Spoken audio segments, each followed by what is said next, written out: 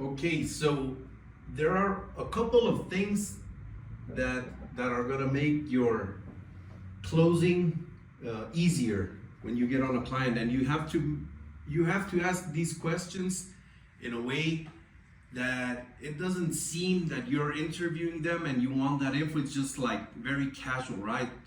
And sometimes the data they tell you, the numbers are gonna work in your favor. So you want to ask them the normal questions like what service they're offering, what's their niche, their target audience, and everything. And then you're gonna ask like, yeah, so what's the usual package worth to you, right? And you want to grab these numbers and really write them down. So they're gonna say like, yeah, we have SEO services, we have lead gen, yeah, but the average, like if you were to sell the most common package, and they'll say, yeah, so we offer SEO services, right? And it's 22,000, let's just make easy numbers, $2,000 a month, right? So that's the first data you need, and you're gonna continue talking. You can ask like, yeah, and how many leads are you doing right now? What are you doing to prospect? Whatever, right? Take away a little bit the direction of the sales call. Then you want to grab another piece of info, which is so their closing rate. So you would say something, yeah. So if we were to book appointments for you and we would get 10, how many of those do you think you could close? And that's when they're gonna go, yeah, at least like if you give me some very good qualified appointments, at least I can close half, right? And they're gonna say something like that. That's from our experience. They're like, I can close 7, 5, but even if we do like the 20%, let's just say 20% because you never want to use, but on the sales call, you're gonna use the 50% they told you, right? Because they said that, now they can't take it back. So you know it's not true, but you want to write that down. Okay, 50% closing rate, right? Cool. Close rate. All right, and there's one more thing you need to know. You can ask some other questions about the service, but then you want to know, so tell me something. What's the average client stay with you? How many months?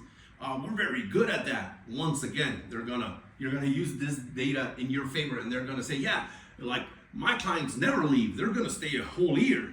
And you know, that's not true, but if they say 12 months, you put 12 months. If they say 24 months, you're gonna write down 24 months. Let's say they just say 6 months. Like the average client stays 6 months, right? So you're gonna write average stay or whatever. It's gonna be 6 months, right? So what you wanna do right now is quickly like do this in front of them. It's like, okay, cool. I'm gonna grab my calculator here, and you're gonna say, and this is the exact wording you're gonna say. Okay, cool. So an average client, it's worth to you like $2,000, right? And they stay with you for 6 months, right? By 6. So an average client is the lifetime value, right? Lifetime value of a client is 12K, right? And this is where you start the math. Okay, so let's say, Mr. Steven, that we're gonna book you 20 appointments, just 20. The first month not going so well, but we guarantee you 20 because that's what at the minimum, we're gonna guarantee you 20 appointments. And let's say we got a 60%, I think is something average in your industry, in the home services, like 60% show up rate. So we'll do that by 60%, that's 12 shows. Now you mentioned you close about half, right? Yeah, they can't go back, remember? So you're gonna close 6 closes, and you've got them. So it's 6 by 12K, that's the average client worth to them. They said it, you're not making up anything. So it's 6 by $12,000, 72,000. That's how the average call will go. And now you've got them, right? Because per month, they're gonna, not per month, sorry. The sales, because it's lifetime value, they say it's 6 months.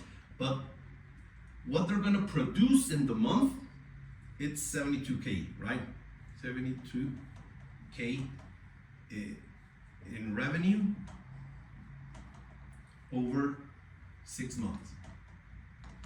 So now it's a no-brainer because your service just 3,000, it's just 5,000, it's just 12,000, whatever.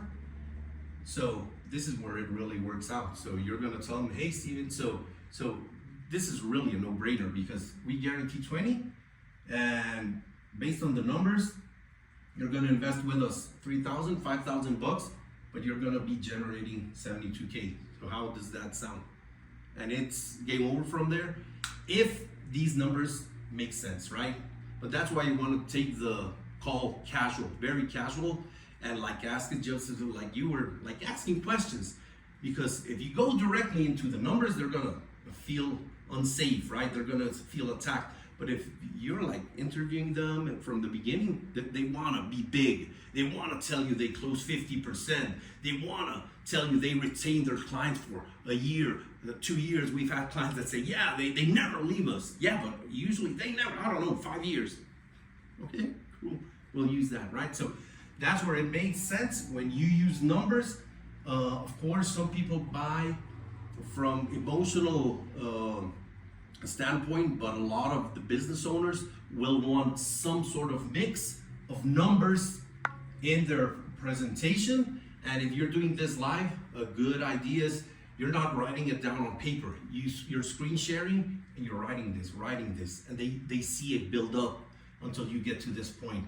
And then boom, our service is only $3,000 a month. It's only a one-time payment of $15,000. That's even better, because if you just do like coachings of one-time payments and it's a $15,000 one-time investment, this is for one time. They paid for it in the first month, but they're still gonna do this every time, right? And that's it. So I hope this helps. It's the logical math formula for closing deals.